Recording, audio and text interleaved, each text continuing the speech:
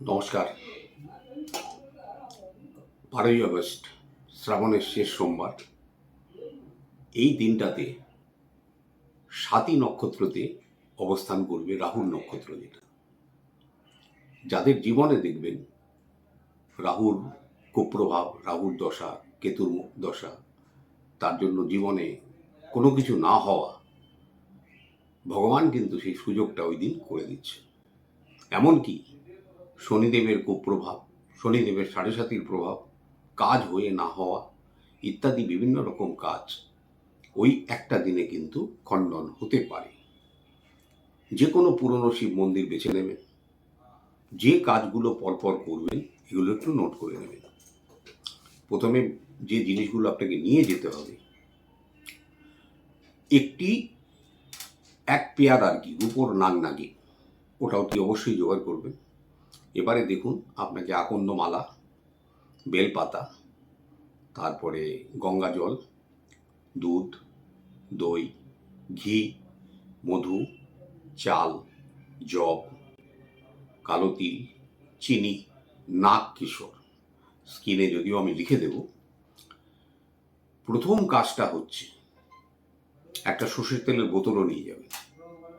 প্রথম কাজটা মন্দিরে গেলে 6:30টার পরে যাবেন। এই দিনটাতে মন্দিরে গিয়ে প্রথমে বাবাকে পরিষ্কার করবেন, শিবলিঙ্গ। দেখবেন সারাদিন ভক্তরা তো দিয়ে যায়, সে তো আর পরিষ্কার কেউ করে না।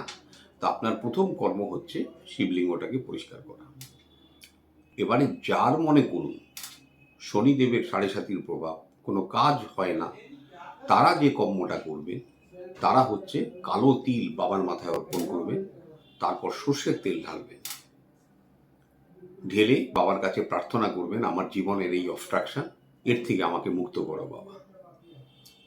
আর যাদের এই যে কাল সর্প দোষ বা রাহু কেতুর সমস্যা, জীবনে যে কাজ ভাবেন সে কাজ করতে পারেন না, করেনও যেটা সেটা ভুল করেন, কর্মে প্রতিষ্ঠা নেই, লেজিনেস, যে কোনো কাজ ধরলেও সেটাকে এক্সিকিউট করতে পারেন না, এবং আপনার হরোস্কোপে দেখবেন রাহুর দশা বা কোনো রকম অশুভ স্থানে রাহু থাকার জন্য তার প্রভাব ভোগ করতে হচ্ছে। রূপোর নাগনাগিনটা প্রথমে ওই জলাধারের নিচে রেখে দেবেন। রাখার পরে ডান হাতে একটু তেল নেবেন, সর্ষের তেল একটু ভর্তি করেই নেবেন, শক্ত করে। এই মাঝখানের আঙ্গুল দিয়ে বাদ দিয়ে সর্ষের তেলটা এরকম ডুবিয়ে বাবার মাথায় এরকম করে আস্তে করে ছিটিয়ে দেবেন। মুখে বলবেন ওম রাং রাহবে নামা, এটা 11 বার করবেন। করার পরে তারপরে ওই সর্ষের তেলটা বাবার মাথায়, ওই শিবলিঙ্গের মাথায় ঢেলে দেবেন। এবার জলাধারীর ওপর ওটা পড়বে, তারপরে ওটাকে আর হাত দেবেন না। এবার বাবাকে একটু ভালো করে ধুয়ে টুয়ে চান টান করিয়ে এই যে শ্রাবণের যে নিয়ম সেগুলো একে একে পালন করবেন।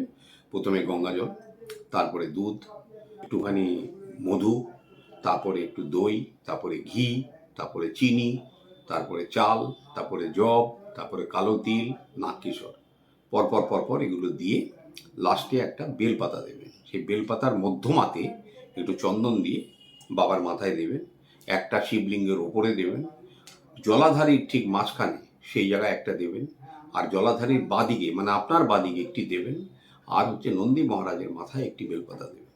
এইবার আপনার মনোবাঞ্ছা বাবাকে জানাবেন। যে নাগনাগিনটা আপনি ওখানে রেখে এসছেন ওটা আর হাত দেবেন না। আপনি 3বার হাততালি মেরে বাড়ি চলে আসবেন। আপনার সেই দিন থেকে আপনি কাউন্ট করতে থাকবেন যে কি কি পরিবর্তন আপনার জীবনে আসছে। অনেক কিছু ভালো হয়তো দেখতে পাবেন। শ্রাবণ মাসে বাবাকে রুদ্রাক্ষ দান করাও অত্যন্ত শুভ। যদি সম্ভব হয় একটা 5মুখী রুদ্রাক্ষ বাবার মাথায় চাপিয়ে দেবেন। আপনার জীবনে জ্ঞান, তারপরে শিক্ষা, সমৃদ্ধি, লোক সমাজে প্রতিষ্ঠা, সব কিছু দেখতে পাবেন। নমস্কার, সবাই ভালো থাকুন।